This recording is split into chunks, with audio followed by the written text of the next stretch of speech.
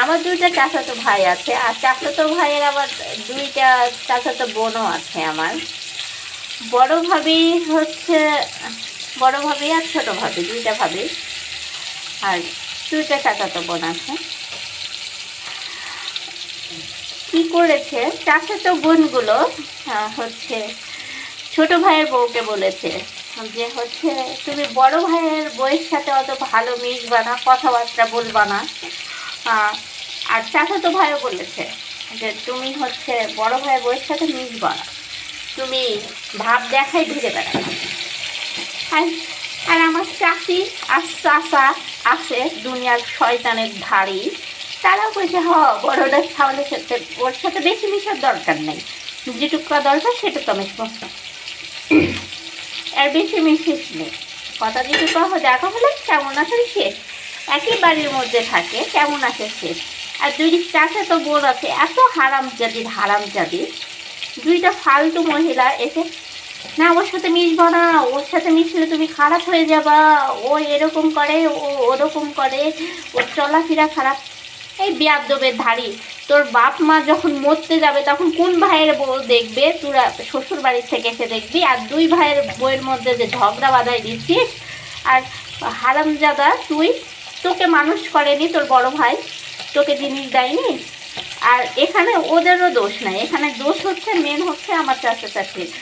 ছোট ছেলেকে নম করে বড় করেছে, সুন্দর করে যখন যা চেয়েছে তাই দিয়ে বড় করেছে, আর বড় ছেলেকে কুকুরের মতো মানুষ করেছে। এজন্য বড় ছেলের বউকে কুকুরের মতো করেই দেখে। এখন বোনরাও যেরকম কুকুরের মতো করে বড় ছেলের বউকে দেখতেছে, বড় ছেলেকে দেখতেছে, ছোট ছেলেকে ওরকম দেখছে।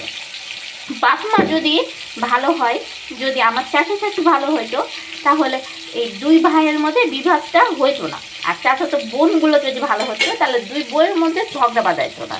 কারণ দুই বইয়ের মধ্যে ঝগড়া বাঁধানোর জন্য পলিটিশিয়ান ওই চাচাতো দুই বোন করে দেয় দুই ভাবির পিছনে। ওরা তো পাক্কা হারামজাদি, নিজের সংসারে নিজের শ্বশুরবাড়িতে কখনো সুখ পায় না, তাই দুই ভাইয়ের মধ্যে ঝগড়া বাঁধাই দিচ্ছে। ভাইদেরকে দেখে আমি তোমাকে ভালোবাসি গো, বোনগুলো একটু বড় লোক আছে, আর ছোট ভাইরাও ভালো পজিশনে চাকরি করে, আর বড় ভাইরা একটু খারাপ পজিশনে চাকরি করে, কম বেতন, এরকম ভাব দেখায়। মরবি না সব, যখন মরবি তখন আল্লাহ তোদেরকে বাঁশ দিয়ে খাড়াই করে দেবে। হিংসার প্রতিফল পাবো। কিছু মানুষ যদি মনে করেন যে তাদেরকে বলছি, তাদেরকে বলি নাই, আমি আমার নিজের গোষ্ঠীর লোকদেরকে বলেছি, আমার চাচা চাচিকে বলেছি। আমি আবার কিছু বললেই তো আমি হিংসুটে কাউকে দেখতে পারি না, কাউকে ভালোবাসি না, এরকম ধরনের কথা আছে। কিন্তু আমি আমার নিজের ফ্যামিলির লোকজনকে বলেছি, কেউ আবার গায়ে পড়ে আসবেন না আমাকে অ্যাটাক করতে।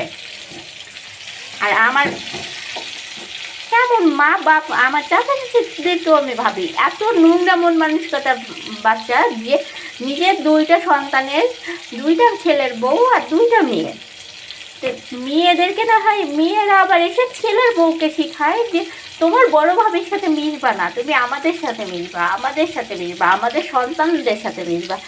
কেন তোর তোর যখন আমার চাচা চাচি মরে যাবে তখন কি তোরা এই বাড়িতে এসে বসে থাকবি, তোদের সাথে মিশবে? ওরা দুই যা মিশবে না, তোদের সাথেই মিশবে। ঠিক আছে, তোরাই এরকম কুমন্তর দিচ্ছিস তো মানুষের টানে, আল্লাহ তোদেরকে কখনোই মাফ করবে না, এটা মনে রাখিস। মানুষকে কষ্ট দিস, বড় ভাই এত কষ্ট করে বড় ভাই মানুষ করেছে, বড় ভাই এত কী করে, বাপ মাও তো একই আছে। বাপ মা বড় ছোট ছেলেকে তুলো করে মানুষ করেছে, ভালো জায়গায় পড়াশোনা করেছে, করাইছে, আর বড়টাকে খেলা করে মানুষ করেছে। এটা শাস্তি আল্লাহ মরে গেলে পাবে, আল্লাহ মরে গেলে দিবে। ভালোবাসার ছেলে কত ভালোবাসবে সেটা দেখা যাবে যখন তোমার গায়ে শক্তি কমে যাবে। তোমার ভালোবাসার ছেলে আর ভালোবাসার বৌমা তোমাকে কত ভালোবাসে সেটাই দেখবেও। আমরা সবাই দেখার জন্য প্রস্তুত হয়ে আছি তোমার ভালোবাসার ছেলে আর ভালোবাসার বৌমা আর ভালোবাসার বিটিরা তোমাদেরকে কত দেখে সেটাই দেখবো। স্বার্থ ছাড়া কোন বিটি কোন ছেলের বউ তোমাকে দেখতেছে সেটাই দেখতেছে।